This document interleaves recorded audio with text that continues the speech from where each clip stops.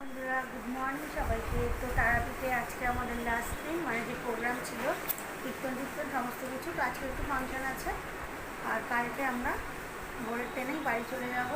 কারণ মেয়ের পড়াশোনা শুরু হয়ে গেছে, স্কুল খুলে গেছে সমস্ত কিছু। তো আর দেরি করা যাবে না, তারপর বাড়ির টিউশনেরও ব্যাপার আছে। আর এখন আমরা একটু এই বাইরের দিকে যাব, তাই জন্য একটু সাজুগুজু করে রেডি হয়েছি। আর আজকে ব্রেকফাস্ট দোকানে কিছু করবো না। তো কালকে ঠাকুরের যে মালসাভোগ হয়েছিল, মানে মালসাভোগে ধরাই রয়েছে, তো আজকে আমরা সকালবেলা ওই মালসাভোগটাই সবাই খাবো। আর বাচ্চারা যদি না খায় তো ওরা বাইরে গিয়ে কিছু খেয়ে নেবে। আর এই কদিন আমরা যেহেতু মানে আমাদের এখানে যে দাদা আমাদের বন্ধুরা আসবেন, তো তারা সঙ্গে নিয়ে থেকে আমরা এসেছি। তো এই কদিন এখানে প্রোগ্রাম হয়েছে, আর সমস্ত কিছুই মানে খাওয়া দাওয়া অনুষ্ঠান ওখানে হয়েছে, আর সব নিরামিষ। যেহেতু শ্রীকৃষ্ণ গোবিন্দের মানে কীর্তনও ছিল, এই জন্য গৌরনীতাইকে কালকে তোমরা দেখতে পারবে, ভিডিও এখনও ছাড়া হয়নি। তো নগর কীর্তনে বার করা হয়েছিল, আর কালকে লাস্ট দিন ছিল, নগর কীর্তন হয়েছে, তো ওই জন্য কালকে মালসা ভোগ হয়েছে। তো সেই মালসা আর এমনি তো খাওয়ার জন্য খিচুড়ি, বাঁধাকপি, তারপরে পায়েস, চাটনি যা যা হওয়ার হয়েছিল ভোগ। আর মালসা ভোগটা আলাদা হয়েছিল। আর সবাই জানো মালসা ভোগ যার যার নামে হয় একটা করে। তো দুটো আমাদের ছিল, তো আরেকজনকে দিয়ে দেওয়া হয়েছে, অত কে খাবে। আরেকটা রাখা হয়েছে, তো আমরা আজকে খাবো। কালকে যেহেতু খিচুড়ি খেয়েছি, পেট ভর্তি ছিল দুবেলায়, কেন মালসা ভোগটা সকালবেলা আমার বন্ধু কৃষ্ণা মেখেছে, তো আজকে খাওয়া হবে। মালসা ভোগ তুমি দেখতে পাচ্ছ মাংস ধরে রাখা আছে।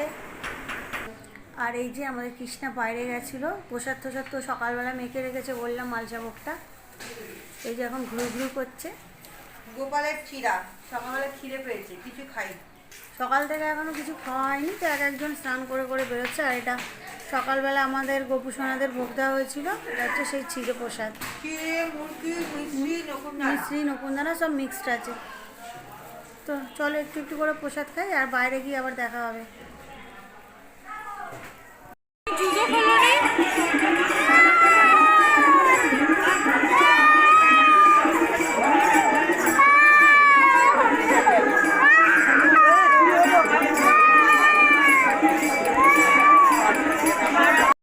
কালকে আমাদের চলে যাওয়ার দিন, তো আমরা একটু এদিক ঘোরাঘুরি করছি।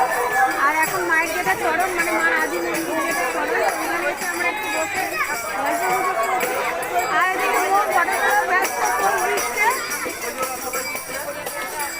এই যে আমাদের ছানা বোনেরা সব এইদিকে বসে সকালে উৎস রেখে দিয়ে গেছে। আমারটা কি চন্দ্রবিন্দু? তো কালকে তো চলেই যাবো, আজকে একটু ঘুরে নিই আর কি। আর মন্দিরে বসে থাকা মানে একটা আলাদা শান্তি। কালকে থেকে আবার গিয়ে বাড়ির কাজ বাজ, আবার সংসার জীবনে